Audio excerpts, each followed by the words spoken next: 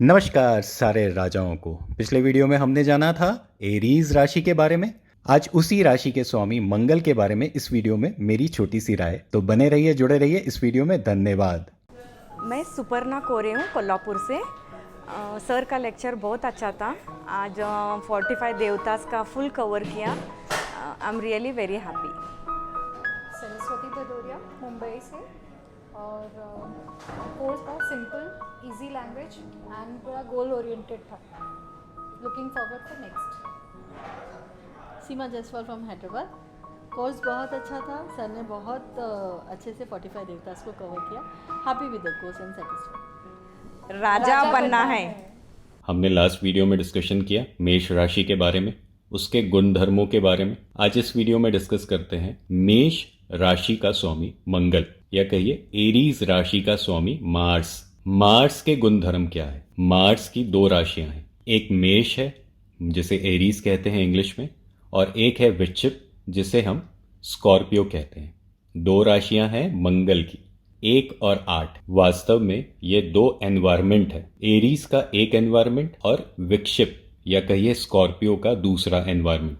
पर इन दोनों एनवायरमेंट का मालिक एक ही है। जब हम बात करते हैं प्लैनेट्स की, तो प्लैनेट्स है वो व्यक्ति जो हमारे काम को कर रहा है, या वो एक्शन जो चीज़ों को करा रहा है। जब हम एक ऑफिस की बात करेंगे ना, तो प्लैनेट है वो व्यक्ति जो काम कर रहा है। और जब हम ह्यूमन बॉडी, ह्यूमन माइंड की बात करेंगे, तो वो सोच जो हमारे काम को एक्शन में कन्वर्ट करी है वो है प्लैनेट। और वातावरण है राशि, या मान लीजिए वो एम्बियंस है वो राशि, वो ऑफिस है वो राशि। ऑफिस एक झुंड राशि का होता है, एक व्यक्ति जो काम करता है वो प्लैनेट होता है, जो उस विभाग का अफसर भी कहला सकता है, उस विभाग का काम करने वाला चपरासी भी कहला सकता है। उस विभाग में जितने व्यक्ति हैं उनको हम प्लैनेट से कोरिलेट करते हैं, उस एनवायरनमेंट को हम राशि से कोरिलेट करते हैं। फिर भाव आता है, एक बॉक्स होता है ना जिसमें 1 2 3 4 लिखा होता है। वो भाव है वो कॉन्टेक्स्ट कि किस विषय में काम हो रहा है। अब एक बिल्डिंग है,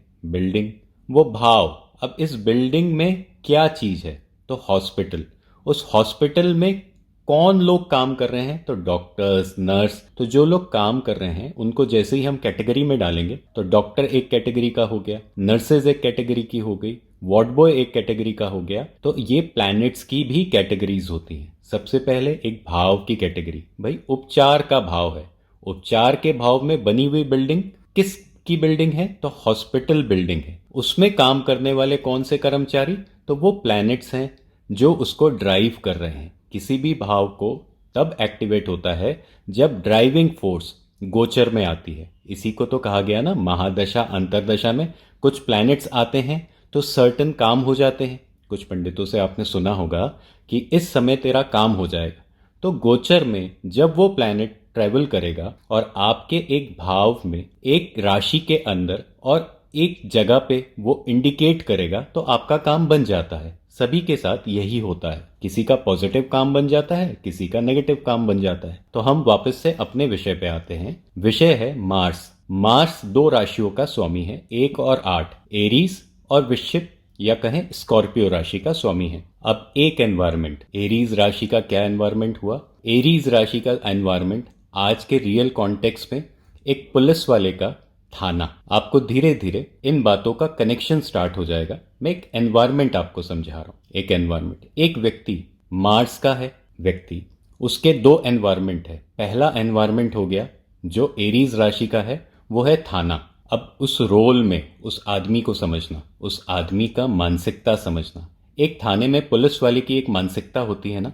तो जब हम ग्रह बोलते हैं, मैं वापस से उसी चीज को दोहरा रहा हूं, जब हम ग्रह बोलते हैं तो एक व्यक्ति, एक ड्राइविंग फोर्स की हम बात कर रहे हैं। और एक व्यक्ति के अंदर जब हम बात करेंगे तो उसकी कैरेक्टरिस्टिक्स, उसके बोलचाल का तरीका, उसके काम करने का स्टाइल, ये सारा कुछ प्लैनेट निर्धारित करता है। एक वातावरण में एक व्यक्ति किस तरीके से परफॉर्म करेगा वो उसके प्लैनेट के गुण धर्म पे आधारित होता है। अब ये व्यक्ति जिसे मैंने मार्स कहा, उसका एक एनवायरमेंट एरीज। अगर मैं इस विषय पे बात करता हूं, थाने में थानेदार का प्रभाव कैसा होता है? कैसा होता है थोड़ा इमेजिन कीजिए। इस पूरे ज्योतिष के अंदर आपके लेफ्ट और राइट दोनों ब्रेन का वर्किंग करना बहुत आवश्यक है। इसे ज्योतिष है तो बहुत आसान लैंग्वेज, ज्योति ईश कहा गया है ना, लाइट डालने वाली लैंग्वेज। मैं लैंग्वेज इसलिए कह रहा हूं क्योंकि कुछ लोगों को इसे सीखने के बाद ये गुमान हो जाता है कि हमें बहुत कुछ आता है, जबकि ये एक नॉर्मल सी लैंग्वेज है। अगर हम देखें तो आज मैं हिंदी बहुत अच्छे से बोल लेता हूँ, कुछ लोग इंग्लिश बोल लेते हैं, कुछ लोग संस्कृत बोल सकते होंगे। वैसे ही ज्योतिष की भी एक लैंग्वेज है।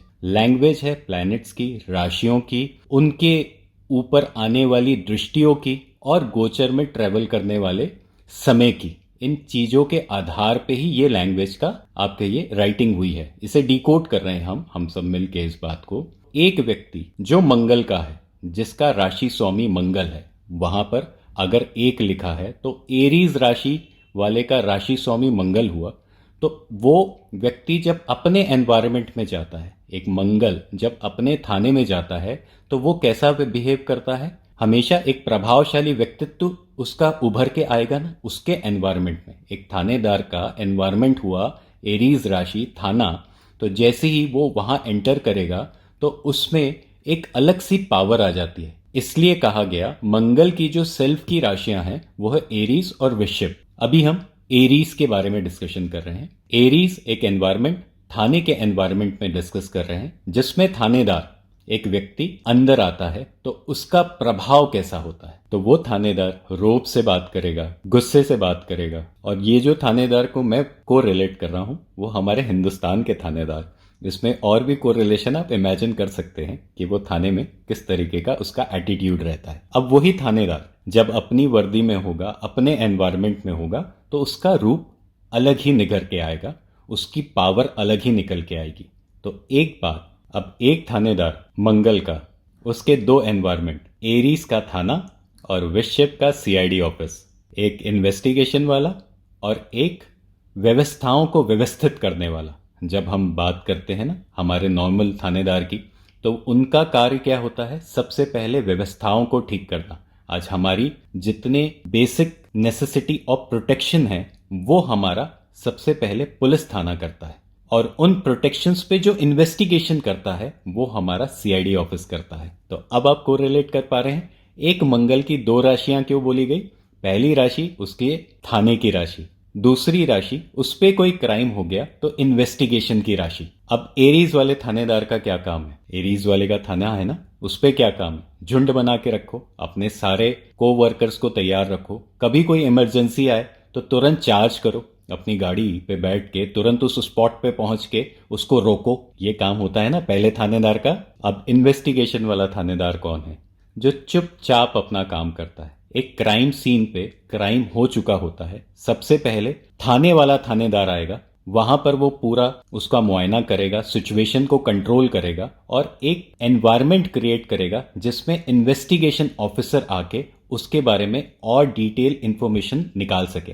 तो एक ही मंगल की दो राशियां, पहली राशियां जो फोर्सफुली व्यवस्थाओं को ठीक कराती है, दूसरी राशि जो इन्वेस्टिगेट करती है और चीजों को पता करती है ग्राउंड के नीचे की। जब मैंने एक वीडियो में बताया था 6 राशियां धरती के ऊपर की हैं और 6 राशियां धरती के नीचे की है, तो जो 8वीं राशि है वो धरती के नीचे की राशि है।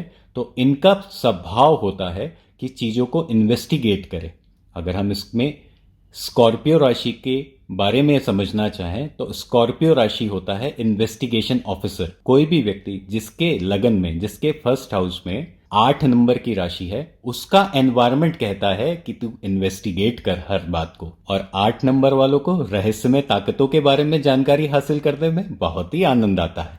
या तो आनंद की जगह पे 5वें नंबर बॉक्स में 8 नंबर की राशि लिखी होगी तो आनंद आएगा, या फिर सेल्फ में अगर 8 नंबर की राशि, पहले बॉक्स में अगर 8 नंबर की राशि होगी तो दोनों जगहों पे आनंद का जो स्रोत बनेगा वो है इन्वेस्टिगेशन। अब जहां कहीं व्यवस्था बनानी हो, जहां कहीं स्ट्रक्चरिंग की जरूरत हो, तो कौन काम आएगा, तो मंगल वाला काम आता है। स्टेडियम में मैच हो रहा है, उस स्टेडियम में एक व्यवस्था बनानी है ताकि लोग मैच देख पाए, ताकि सारी पब्लिक आए, एक मजबूत व्यवस्था का निर्माण हो पाए। वहां थाना नहीं होता, पर वहां थानेदार वहां के इंचार्ज होते हैं। वो थानेदार की पोस्ट आईजी, एसपी, डीएसपी या टीआई इस रैंक की हो सकती है, और सारी व्यवस्था इन्हीं लोगों के द्वारा वहां पर मैनेज की जाती है। एक थानेदार या कहिए एक मंगल के आदमी के हाथों में होती है उस सारी चीजों की कमांड, उस व्यवस्था को बनाए रखने की कमांड, और वो वहां भी पावरफुल होता है। मंगल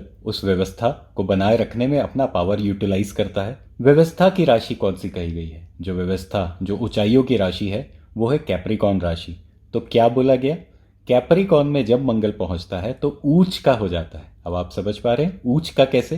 क्योंकि जब व्यवस्था बनाते समय एक पावर का यूज होता है तो मंगल वाले के पास उतनी पावर होती है कि वो वहां जाके उस व्यवस्था को सही तरीके से सेट कर दे। या इन शॉर्ट हम ये कहें कि कभी भी आपदा आती है, किसी भी प्रकार की अनहोनी हो जाती है और कानून व्यवस्था को जब डंडे से सही किया जाता है तो एक मंगल वाले इंसान का वहां हमें उपयोग पड़ता है। तो व्यवस्था के निर्माण के लिए, और वो भी पावर से व्यवस्था को संतुलित करने के लिए, मंगल वाले व्यक्ति का बहुत ज्यादा उपयोग किया जाता है। लॉ एनफोर्समेंट करते हुए एक मंगल वाले व्यक्ति का स्वरूप दिखाई देता है। तभी तो कहा गया ना, कैप्रिकॉर्न में मंगल उच्च का होता है। तो थानेदार जब व्यवस्था बनाने में होता है तो सबसे पावरफुल होता है। कोरोना के समय पे भी तो पुलिस वालों का कहर हम सब की आंखों के सामने है, क्योंकि उन्हें वो व्यवस्था जो कि ऊपर से कमांड आया था तो उन्हें सेट करनी थी, तब वो फ्री हैंड हो जाते हैं। अब इसी के विपरीत कर्क राशि की बात करते हैं तो कर्क राशि में नीच का हो जाता है। जहां कोई प्लैनेट जिस राशि में ऊंच का होता है, जस्ट उसके अपोजिट डायरेक्शन या कहिए 180 डिग्री पे वो नीच का हो जाता है। एकदम सामने वाले भाव में वो नीच का हो जाता है। अब कर्क राशि क्या है? जहां पे लोगों को खाना खिलाया जा रहा है। अब इसी के विपरीत अगर हम इस बिंदु पे ध्यान दें कि कर्क राशि में उच्च का प्लैनेट कौन सा होता है, तो जुपिटर होता है। अब जुपिटर क्या है? गुरु घर, हमारे आने वाले थॉट्स या कहिए संत महात्मा।